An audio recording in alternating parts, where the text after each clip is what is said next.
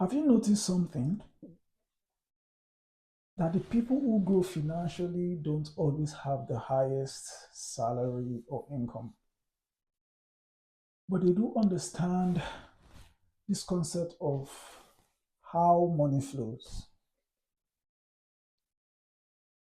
Today, I want to share with you three simple principles that I discovered in my practice as a project manager, which I think can be applied to our finances. It has brought me to the place of gratitude, the place of feeling less overwhelmed and appreciating the little growths in my own finance.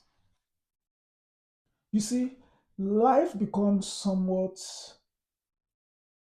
easier when we understand one thing about money, that money is supposed to move. It's not supposed to sit in a place. When our money moves wisely, it grows.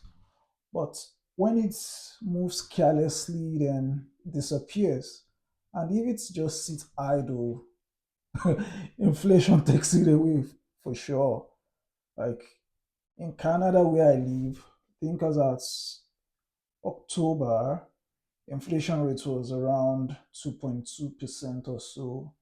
And in the United States, I think it's about 3% or so, or thereabouts. Some That's probably around September.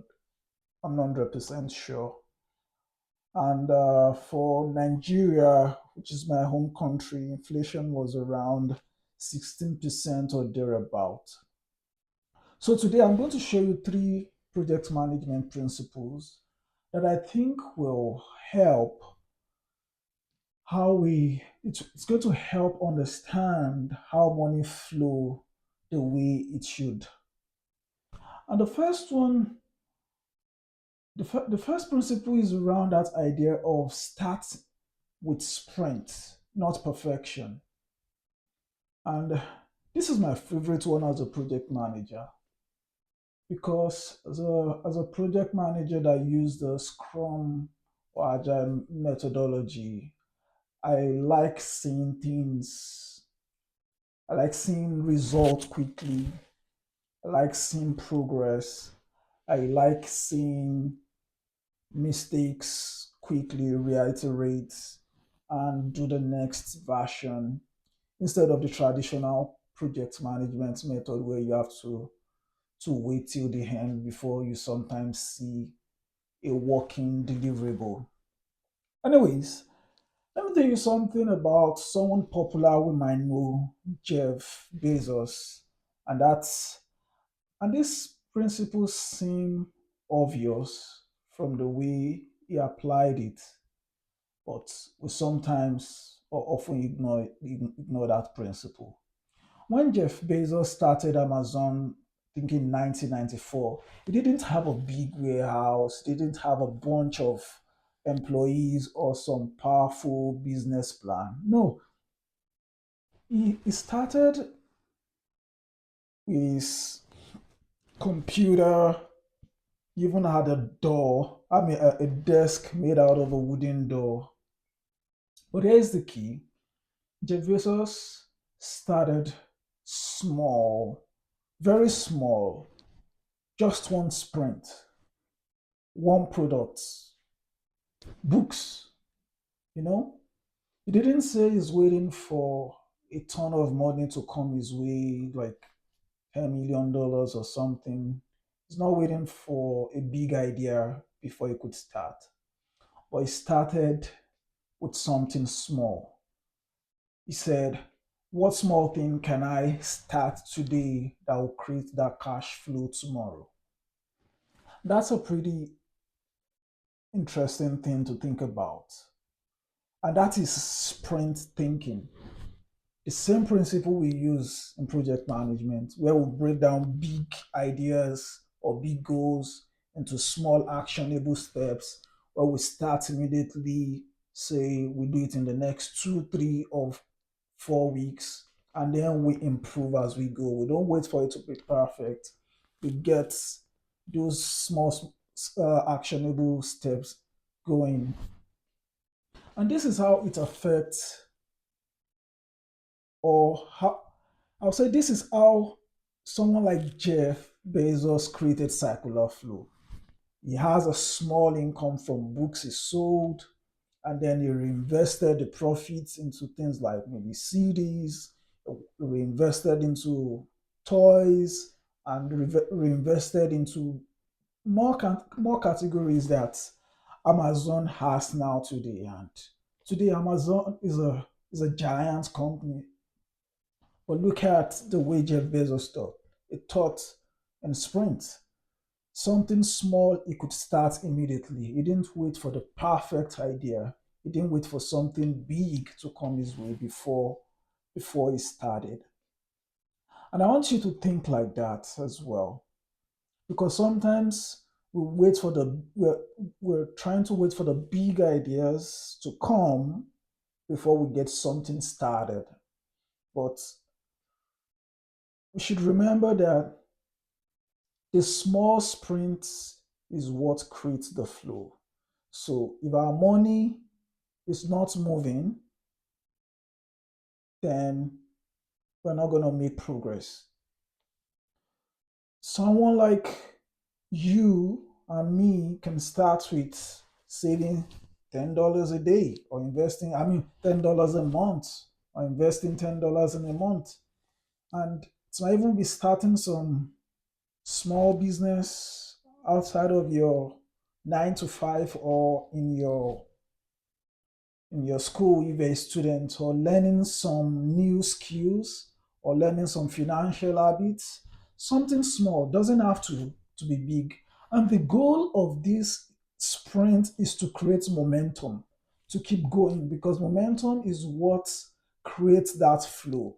And then that having that flow in your finance is what makes you wealthy.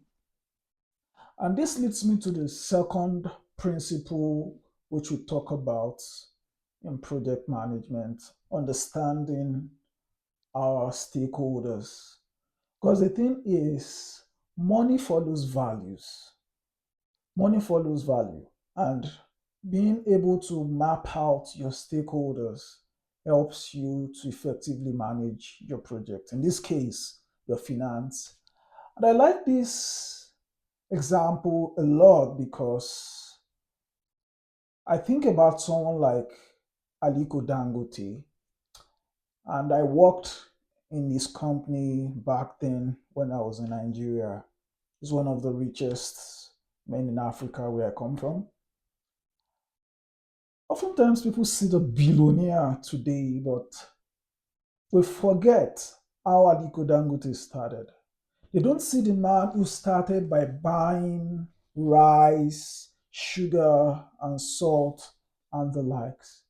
But the thing is, Aliko Dangote he understood something powerful, something that a number of us ignore, and that's the idea that money flows to the person who sits where value meets need. He mapped out his stakeholders. He understood he needs the manufacturers in his life. He understood that he needs the transporters in his life. He understood the importance of the retailers and the markets. He understood the importance of the banks. Before he became a billionaire, he became the center of a circular flow of income. He wasn't just selling rice, he was holding an entire value chain together. And here's the secret: if you want your income to grow, don't just work hard.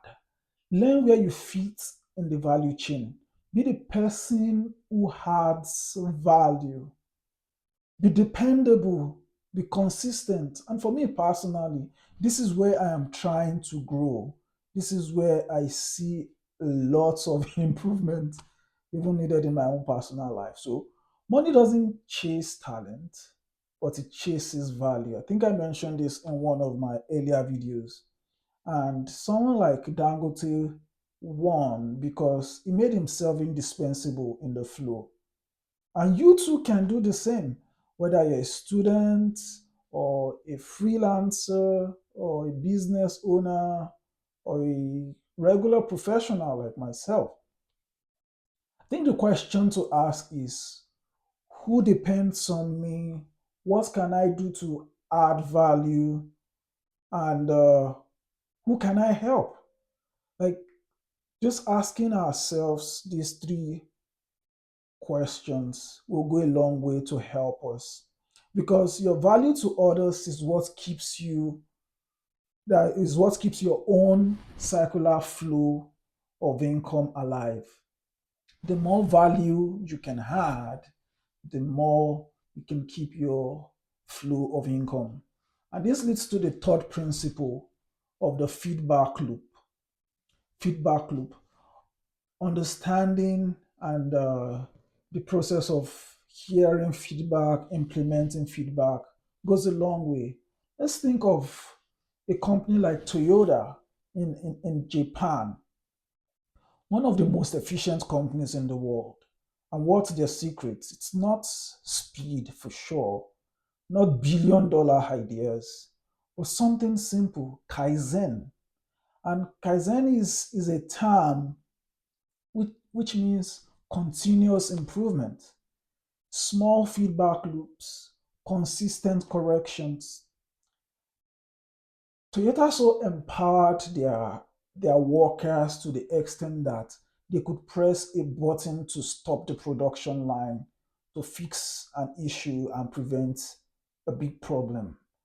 We see here the idea of tiny improvements repeated consistently. And this is what leads to massive profits for a company like Toyota.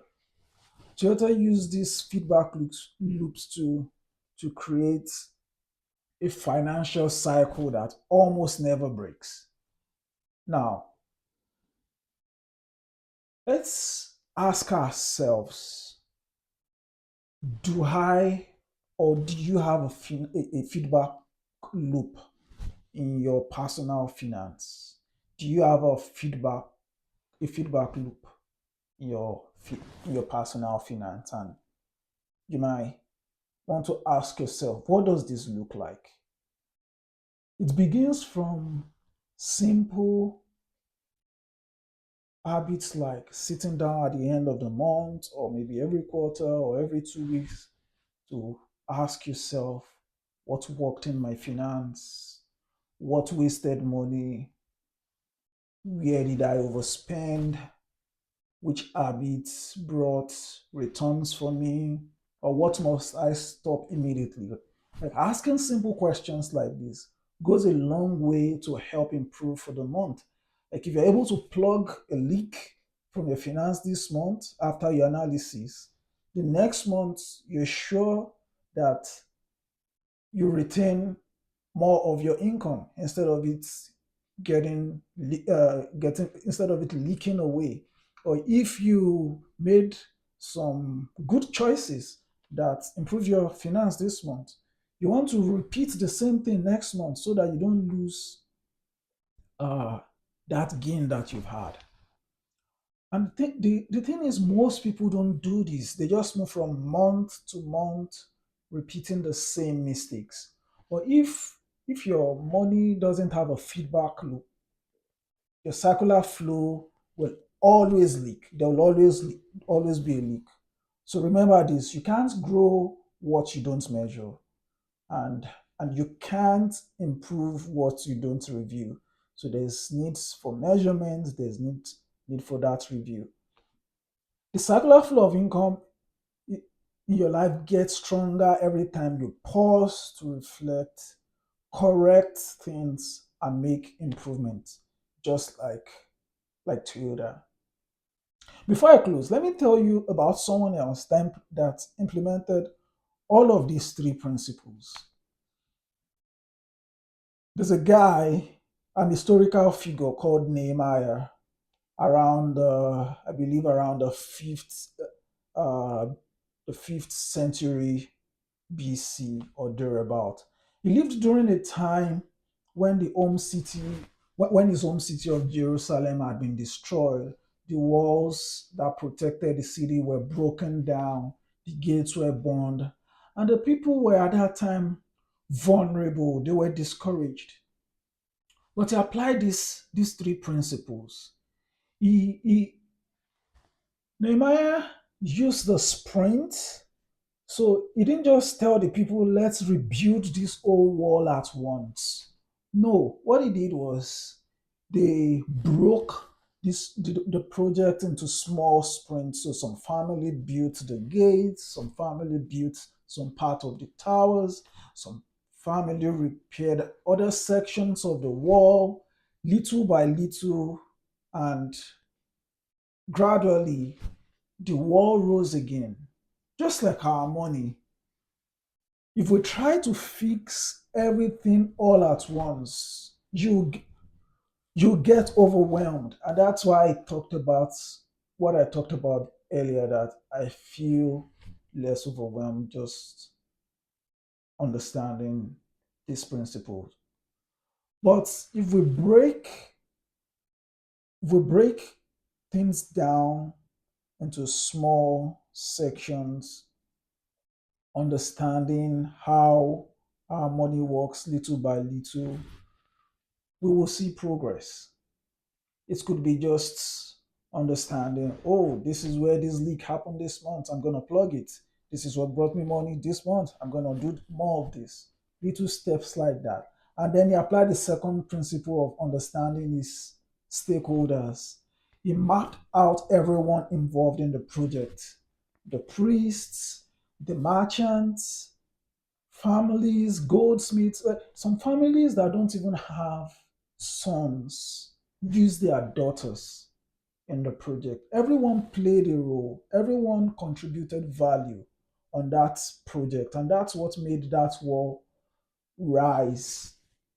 And if we look at the same thing even in our finance and ask ourselves, like, what are the stakeholders, or who are the stakeholders? And this can involve your skills, your relationships, your habits, your responsibilities. When you understand the people and the factors that play a role in your finance, it helps you understand your money more, and then you're able to manage your money with clarity. And then the third principle, we see Nehemiah applying the feedback loop. He tried to inspect the wall, he looked for weaknesses in the wall, he corrected the mistakes, he closed gaps. And that's stewardship. You don't wait until your finance collapses before you take action. You don't wait till your company downsizes. You don't wait till you graduate as a student. You need to check the wall of your life regularly. Like, where am I overspending? What leak do I need to close? Is it maybe some subscription that you forgot to even cancel? Or what habits do I need to strengthen? Is it me creating something? Nehemiah rebuilt a city with these three simple but overlooked principles. And there we go, guys. Thank you for watching. Hopefully this blessed you, and feel free to share with someone who you think needs this wisdom. And if you're new here, thanks for being part of the steward cycle today. And what we do here is we learn to make money, manage money, and multiply money with wisdom. And I'll see you in the next video.